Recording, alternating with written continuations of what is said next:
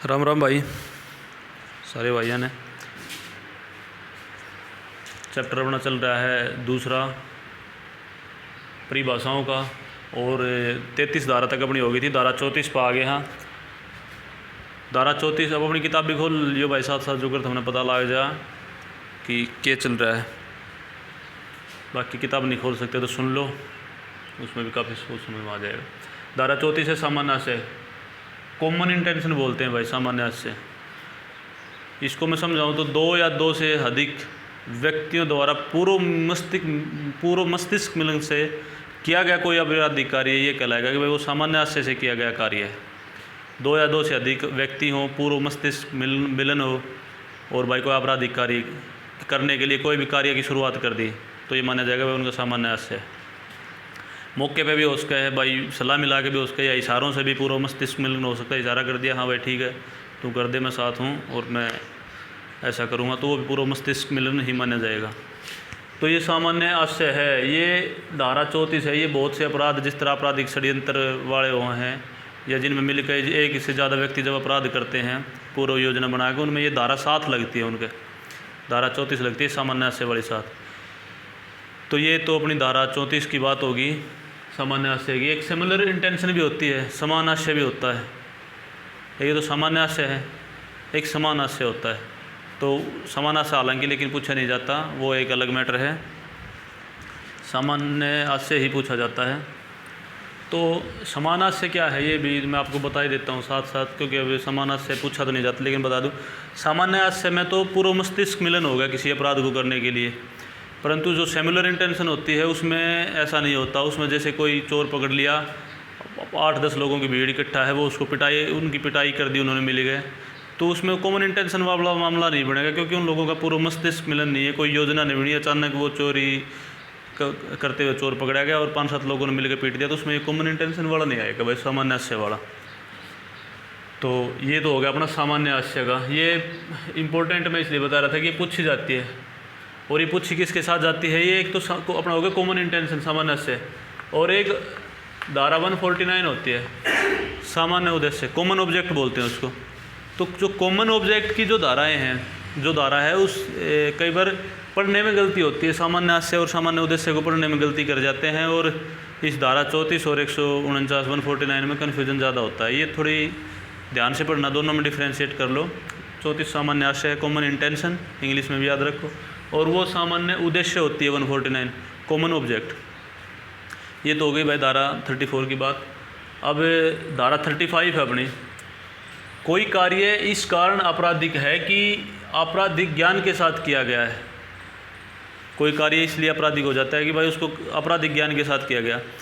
दो भाई मिलके एक आदमी को पीट रहे हैं, तो एक का तो इरादा है भाई उसको चोट मारने का, संवारना है, बस आज कोई बात हो रही थी बिगड़ी, सिर्फ संवारना है। जबकि दूसरा भाई ज़्यादा उस पर वो कर रहा था, वो सोच रहा है भाई आज इसका काम निपटा के चल लेंगे। तो पहला कह रहा है भाई अरे इसको मारना नहीं है, और दूसरा इसी मार ला रहा है, वो मरे उससे। तो जो पहले वाला है उस पर तो केस होगा 325 का, और जो बिल्कुल जी करके मारने ला रहा है, जिन्हें जानते मारने की सोच रखी, उसको होगा 302 का, क्योंकि उसने वो कार्य आपराधिक ज्ञान के साथ करा। उसने पता भाई तेरे ऐसी चोट मार रहा है, तूने तो मरे। तो ये धारा है कि कोई कार्य इसलिए आपराधिक है कि वो आपराधिक ज्ञान के साथ किया गया है। ज़्यादा इंपॉर्टेंट नहीं है, बाकी फिर भी अपने याद रख लियो। ये सेक्शन 36 आ गई, अंशतः कार्य।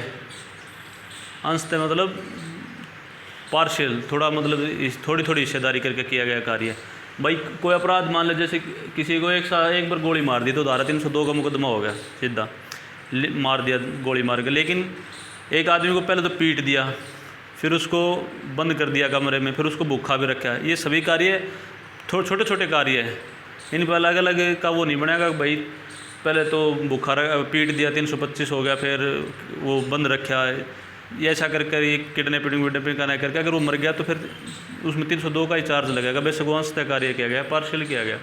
तो किसी कार्य को, आपराधिक कार्य को करके छोटे हिस्सों में करना, वो अंशतः कार्य है। धारा 36 है ये अपनी।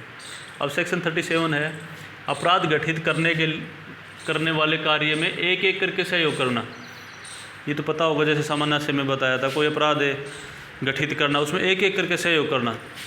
बैंक लूटने जा रहे हैं, उसमें आप अपनी अलग अलग हिस्सेदारी है, कोई गेट पे खड़ा है, कोई अंदर भाई कैश इकट्ठा कर रहा है, कोई वो कर रहा है। या एक प्रकार से और लगा लो, जैसे कोई एक कैदी जेल में बंद है, उसको पहला संतरी खाना नहीं देता, फिर दूसरा भी नहीं देता, फिर तीसरा भी नहीं देता, तो सभी अब अपना हिस्सेदारी करके उस अपराध को गठित कर रहे हैं, उसके हत्या करने वाले अपराध को, तो एक एक करके सहयोग कर रहे हैं।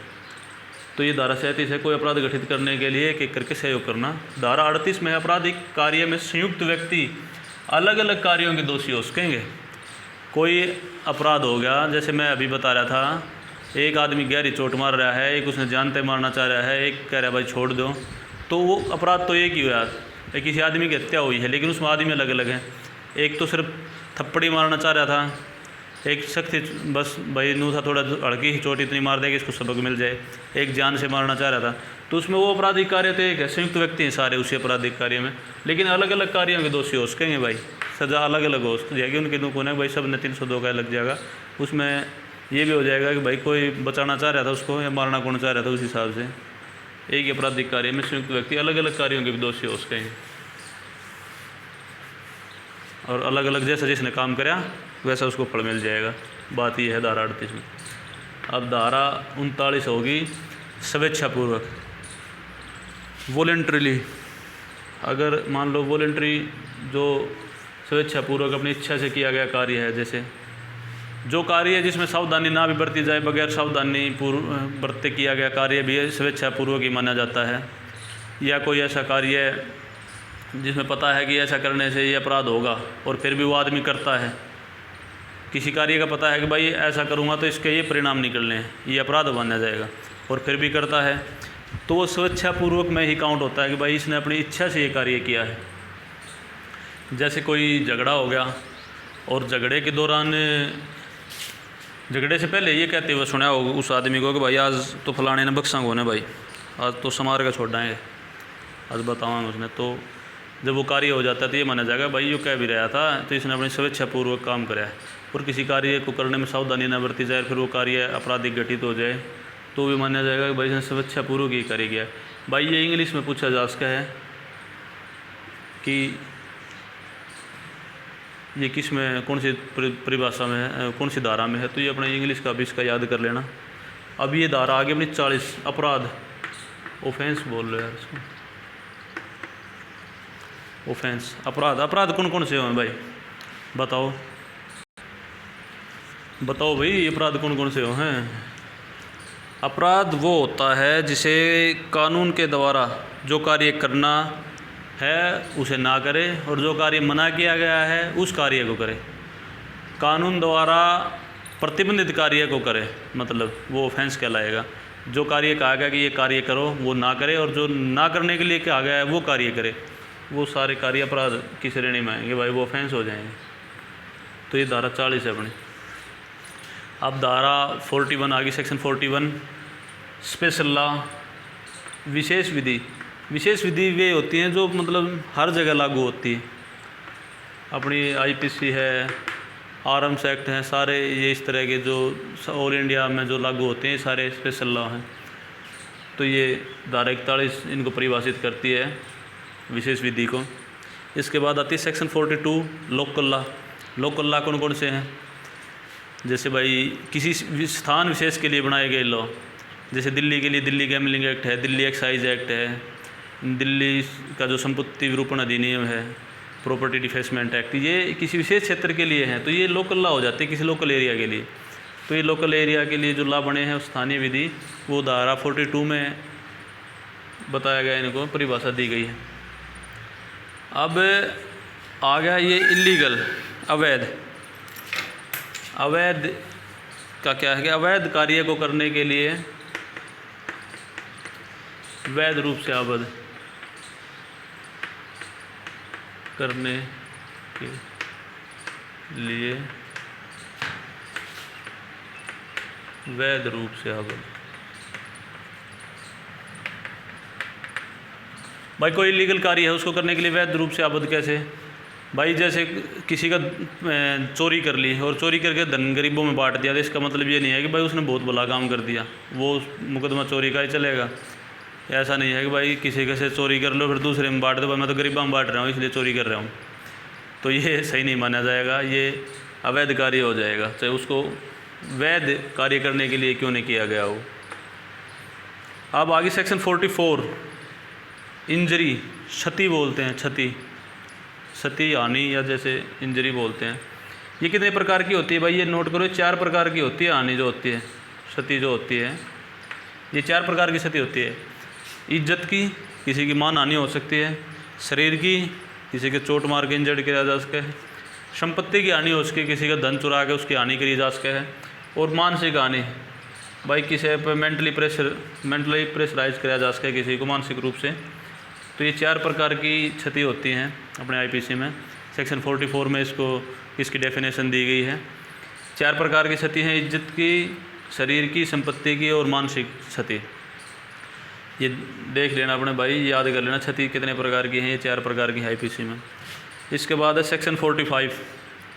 सेक्शन 45 में जीवन, लाइफ, ये जो जीवन की परिभाषा दी गई है लाइफ की, ये मानव के जीवन से संबंधित है भाई। ऐसा नहीं है भाई गधा घोड़ा कुत्ता मर गया या जो कोई और जीव मर गया उसके ये जीवन या का वो करा जीवन, ये जो उसका जीवन है वो माना जाएगा। ये मानव के जीवन से संबंधित है सिर्फ। और ये जो डेथ का भी है अगला 46 में, ये डेथ भी मानव जीवन, मनुष्य की मृत्यु से ही संबंधित है। तो अगर आप इससे आगे की बोर्ड पे लिख के बता देता हूँ, खैर 46 धाराएँ होगी, वीडियो ज़्यादा लंबी ना हो जाए। धारा 46 में मृत्यु है, 45 में जीवन है, मानव जीवन से संबंधित हैं ये। और अब अपनी भाई 6 धारा बच गई, 6-7, उनको भी मैं लिख ही देता हूँ साथ साथ, वीडियो ज़्यादा लंबी नहीं होगी तो, या फिर अगली वीडियो बना दूँ एक, अगली वीडियो बना देंगे, फिर ज़्यादा लंबी हो जाएगी ये वीडियो, नहीं तो भाई एक और वीडियो बना देंगे। 7 धाराएँ हैं, उनको थोड़ा समझ में भी आपको आसानी से आ जाएगी। तो ये वीडियो इतनी ही। चैनल को लाइक शेयर सब्सक्राइब कर लें, कहना तो नहीं चाहता बार बार, लेकिन क्या करें, ये ज़रूरी भी है भाई, क्योंकि जब तक सब्सक्राइबर नहीं होंगे जब तक फिर वीडियो बनाने का मन भी नहीं करता ना, बात तो ये भी है ना। तो जब ये पता है कि भाई कोई देख रहा है, कोई सीख रहा है आपसे, तभी कुछ सिखाने का मन करता है।